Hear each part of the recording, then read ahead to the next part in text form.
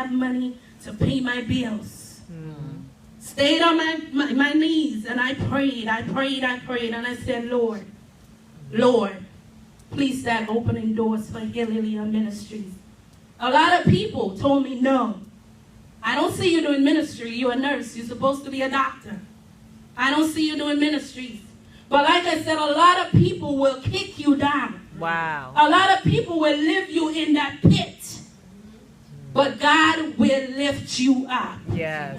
God will pull you out of whatever you are going through. Yes. Whatever issues, whatever is blocking you, whatever spirit of hindrance is standing in your way this morning, dreamers, I'm here to let you know, dreamers, continue to dream. Yes. Continue to dream. Like I said, you are never too small. You are never too old. Many of you have that dream, and you are about to give birth this morning. Wow. Many of you are ready to push. Many of you are 8 centimeters dilated.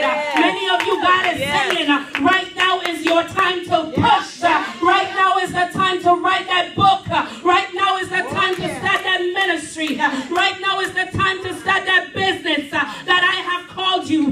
Some of you are stuck on jobs because you don't have confidence in yourself. But God is saying, I'm about to shift you out of that job, and I'm about to promote you into that position that I have been calling you all along. Somebody keep dreaming.